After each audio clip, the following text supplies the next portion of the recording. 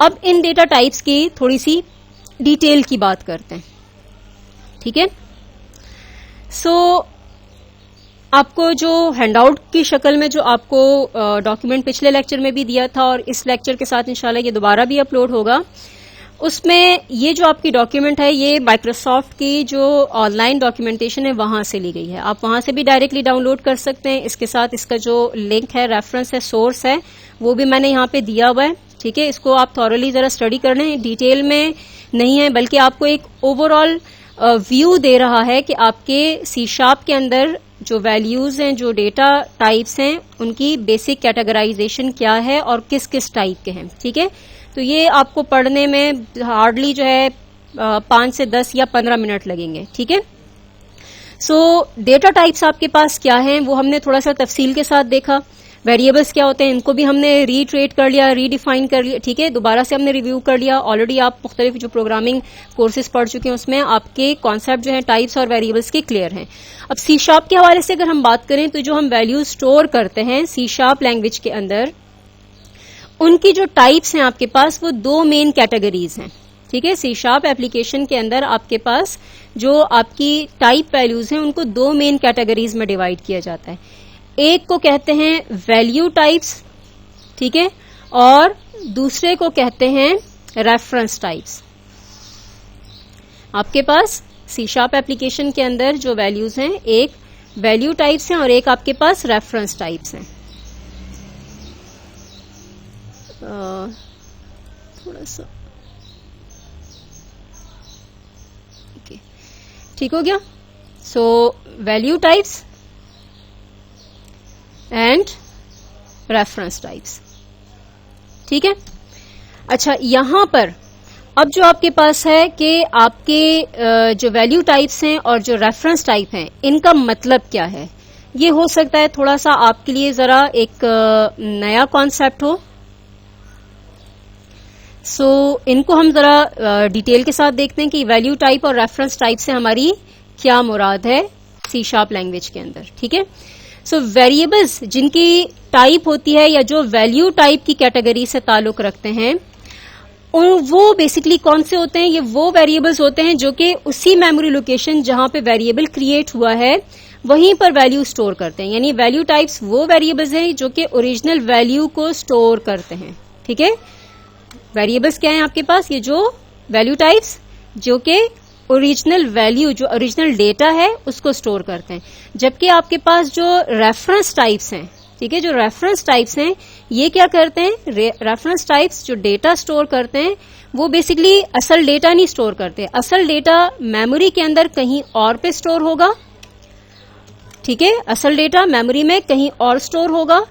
आपके पास आपके उस वेरिएबल के अंदर ओरिजिनल डेटा का एड्रेस स्टोर होगा, रेफरेंस स्टोर होगा, ठीक है। एड्रेसेस या रेफरेंसेस के साथ आप लोग फेमिलियर होंगे, सी फंडामेंटल प्रोग्रामिंग में या आपने ऊप प्रोग्रामिंग में आपने ये चीज पढ़ी होगी, ठीक है। रेफरेंस जहां पे से मुराद हमारी क्या है कि जहां पे आपका डेटा मेमोरी के अंदर स्टोर है, रन टाइम हीप, वहां पर उस मेमोरी में जो डेटा स्टोर है उसका एड्रेस जो है वो आप अपने वेरिएबल में स्टोर करें, ठीक है। तो वैल्यू टाइप वेरिएबल्स और reference type variables, value type variables actually store the data, value type variables contains the actual data values, but the reference type variable stores the addresses of the original data, ठीक है। Original data is stored in the memory somewhere else, that somewhere else is memory heap, जो free store memory होती है जहां पे large quantity में आपका data अगर आपको जरूरत है स्टोर करना है तो वो आपकी ऑपरेटिंग सिस्टम के अंदर मेमोरी हीप है, फ्री स्टोर मेमोरी है, वहां से आप रिक्वेस्ट करते हैं, वहां आपका डेटा स्टोर होता है।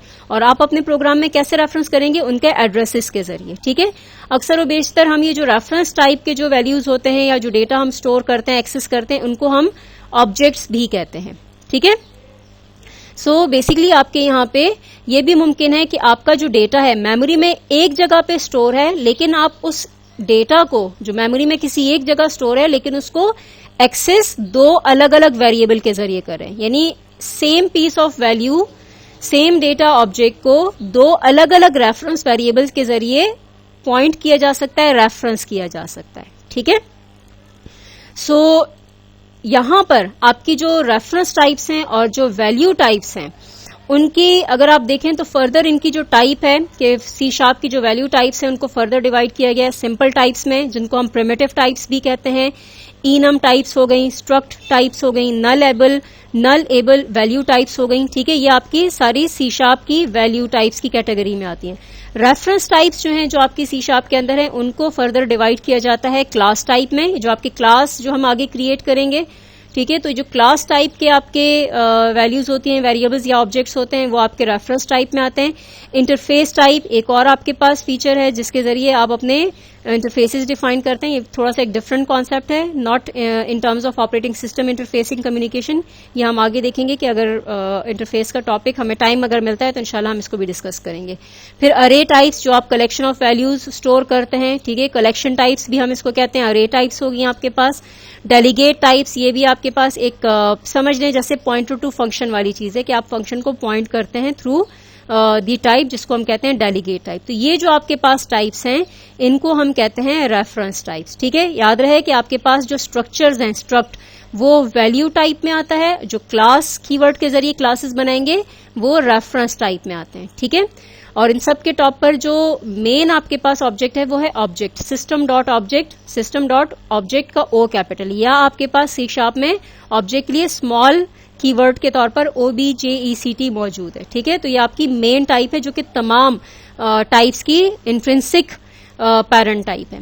सो वैल्यू टाइप्स में जैसे हमने लास्ट टाइम देखा था कि सिंपल टाइप्स या प्रिमिटिव टाइप्स में आपकी साइंड इंटीजर वैल्यूज हैं और अनसाइंड इंटीजर वैल्यूज हैं। ठीक है, साइंड इंटीजर वैल्यूज को जो आपके पास हैं उसमें बाइट के साथ S आपका प्रीफिक्स हुआ है, यानी signed byte, short, int, long. ये आपकी जो आपकी साइन वैल्यू है उसकी इंफॉर्मेशन स्टोर करता है। जो अनसाइंड अगर आपको वैल्यू स्टोर करनी है तो बाइट आपके पास बेसिकली अनसाइंड इंटीजर वैल्यू है जो सिंगल बाइट यूज करता है।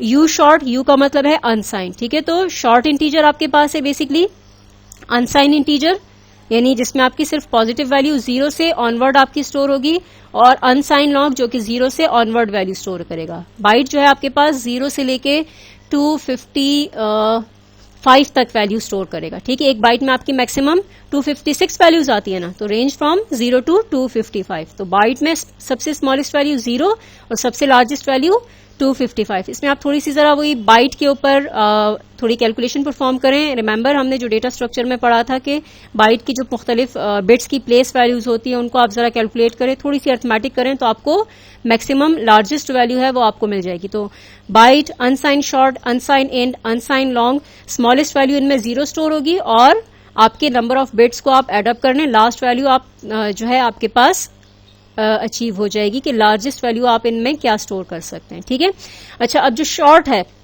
बाइट तो आपका मेमोरी में 1 बाइट लेता है यानी 8 बिट्स में वैल्यू स्टोर करता है। शॉर्ट 16 बिट में वैल्यू स्टोर करता है। इंटीजर इंट 32 बिट मेमोरी में लेता है। लॉन्ग 64 बिट लेता है। ठीक है, ये भी आपकी साइज वही है। यूनिकोड कैरेक्टर जो है, यूनिकोड कैरेक्टर जिसपे आपके यूनिकोड कैरेक्टर स्टोर हो सकते हैं, इसमें आपके दो इनकोडिंग स्कीम है, एक 16 बिट में और एक आपके पास 32 बिट में। यहाँ पे जो यूनिकोड कैरेक्टर है ये हमारा 16 बिट यूनिकोड है। ठीक है, ये जो 4 है 16 बिट में यानी 2 बाइट में एक कैरेक्टर वैल्यू, एक अल्फा न्यूमेरिक वैल्यू स्टोर कर सकता है। अच्छा, इसमें आपके पास ये जो IEEE के डिफाइन करदा आपकी बाइनरी फ्लोटिंग पॉइंट है, फ्लोट एंड डबल, ये आपकी फ्लोटिंग पॉइंट नंबर्स हैं जो बेसिकली आपके मुख्तलिफ इम्प्लीमेंटेशन में मुख्तलिफ हैं। एक टेबल पिछले लेक्चर में आपको दिया हुआ है, वहां पे जरा इसको रिव्यू कर लीजिएगा कि आपके पास उनमें जो वैल्यूज की जो रेंज है वो डिफरेंट सिस्टम्स के ऊपर वो डिफरेंट हो सकती है। ठीक है, तो फ्लोट को हम कहते हैं single floating point, single precision floating point. ठीक है, फ्लोट को हम कहते हैं सिंगल प्रिसीशन फ्लोटिंग पॉइंट और डबल को हम कहते हैं डबल प्रिसीशन फ्लोटिंग पॉइंट। ठीक है, इससे ज्यादा अगर आपको डेसिमल पॉइंट के बाद जो नंबर ऑफ डिजिट्स आपको हाई नंबर ऑफ वैल्यूज में चाहिए तो आप यहां पे high precision decimal floating point भी ले सकते हैं, डेसिमल। ठीक है, तो ये तकरीबन कोई 128 डिजिट्स तक आपको जो है एक्यूरेट वैल्यू प्रोवाइड करता है। ठीक है, आप पिछले लेक्चर में देखें आपको उनकी थोड़ी सी वैल्यू रेंज जो है वो बताई हुई है। बुलियन के लिए आपके पास जो कीवर्ड यूज होता है वो है बूल। बूल आपके पास एक बुलियन टाइप वैल्यू है जिसमें आप स्ट्रिक्टली ट्रू या बुलियन फॉल्स वैल्यू इस्तेमाल करते हैं। अब ट्रू फॉल्स आपके पास ये वैल्यूज हैं, ये टाइप है, इसको आप 0 1 रिप्रेजेंट नहीं कर सकते। जैसे आप सी और C++ में ट्रू और फॉल्स के लिए 0 या 1 इस्तेमाल करते थे, स्ट्रिक्टली C# के अंदर ये फैसिलिटी नहीं है। ठीक है, यहाँ पे आपके पास टाइप जो वैल्यूज हैं वो रेंज ऑफ वैल्यूज डिफाइंड है। आप बुलियन वैल्यू स्टोर करने के लिए ट्रू TRUE स्मॉल लेटर्स में लिखेंगे, ये कीवर्ड भी है। ठीक है, आपके पास वैल्यू मौजूद है वो आप यूज करेंगे। ये फॉल्स के लिए फॉल्स FALSE यूज करेंगे। इनम्यूरेशन टाइप्स में देखें आपके पास यूजर डिफाइंड टाइप्स हैं। ठीक है, इनम टाइप स्ट्रक्चर जो आप स्ट्रक्चर डिफाइन करते हैं, नलेबल वैल्यू टाइप्स हो गई। इसके अलावा रेफरेंस टाइप में आ जाएं जो हम आगे इंशाल्लाह देखेंगे कि क्लासेस हम कैसे क्रिएट करेंगे। तो आपकी जो अल्टीमेट बेस क्लास है, क्लास टाइप के अंदर तमाम टाइप्स की जो बेस क्लास है, including value type, including simple types, including enums, struct, nullable value types, तमाम जो आपकी टाइप्स की जो बेस क्लास है वो है हमारे पास ऑब्जेक्ट। ठीक है, OBJECT ये कीवर्ड है C# का। ठीक है, इसी तरीके से यूनिकोड स्ट्रिंग, जो अभी हमने स्ट्रिंग वेरिएबल क्रिएट किया था उसके लिए स्ट्रिंग कीवर्ड यूज किया था, ये भी आपका रेफरेंस टाइप है, यानी एक्चुअल वैल्यू आपकी मेमोरी में कहीं और स्टोर होती है और उस स्ट्रिंग वेरिएबल के अंदर आपका जो रेफरेंस है वो स्टोर होता है। इसके अलावा आपके पास यूजर डिफाइंड टाइप्स हैं जो हम क्लास कीवर्ड के जरिए बनाएंगे, वो भी हमारी रेफरेंस टाइप में आएंगी। इसके अलावा इंटरफेस टाइप्स हैं जो ये यूजर डिफाइंड टाइप है एक और, जिसे हम इंटरफेस कीवर्ड की मदद से बनाएंगे। अरे टाइप्स, यानी हम जितनी भी अरेज क्रिएट करेंगे, ठीक है, चाहे वो इंटीजर टाइप की हो, चाहे वो आपके पास सिंगल डायमेंशन हो या इंटीजर की 2 डायमेंशन हो। ठीक है, ये 2 डायमेंशन की टाइप है। इस तरीके से फ्लोट अरे हो, डबल अरे हो, डेसिमल अरे हो, कैरेक्टर अरे हो, स्ट्रिंग अरे हो, आपकी क्लास अरे हो, जो भी आपकी टाइप की अरे हो वो हमारी अरे टाइप में आती हैं। तो सिंगल एंड मल्टी डायमेंशन आपके पास ये आपकी रेफरेंस टाइप्स में ही आएंगी। डेलीगेट टाइप्स आपके पास, जो डेलीगेट आप क्रिएट करते हैं टू पॉइंट सम प्रोसीजर और फंक्शन, वो आप डेलीगेट कीवर्ड की मदद से डिफाइन करते हैं। ठीक है, हम यहाँ पे इसकी डिटेल में नहीं जाएंगे, जस्ट आपको पता हो कि आपके पास टाइप्स कौन सी हैं। ठीक है, तो आपके पास ये हमारी कुछ टाइप्स हो गई, वैल्यू टाइप्स और रेफरेंस टाइप। फिर वैल्यू टाइप्स और रेफरेंस टाइप के अंदर आपके पास कौन कौन सी फर्दर सब डिवीजन है टाइप्स की। ठीक है, तो C# बूल टाइप में देखें, अब आगे थोड़ी सी आपको उसके बारे में जो कुछ अभी हमने डिस्कस किया है उसको यहाँ पे ब्रीफली उसके बारे में एक डिस्क्रिप्शन दी हुई है, इसको थोड़ा सा जरा स्टडी कर लीजिएगा। बूल में देखिए आपके पास ये जो कीवर्ड हैं, जो वैल्यूज हैं, सिर्फ 2 वैल्यूज हैं, एक ट्रू वैल्यू और एक आपके पास फॉल्स वैल्यू। ठीक है, और कैरेक्टर जो है आपका UTF-16 कोड। ठीक है, ये आपका जो 16 बिट में आपका एक कैरेक्टर स्टोर करता है। ठीक है, और स्ट्रिंग जो है बेसिकली आपकी ये भी जो string value alpha numeric value store करता है, उसमें से हर एक कैरेक्टर को 16 बिट्स के अंदर स्टोर करता है, जिसको हम कहते हैं कि उसकी ये UTF-16 उसकी जो कोड यूनिट है। ठीक है,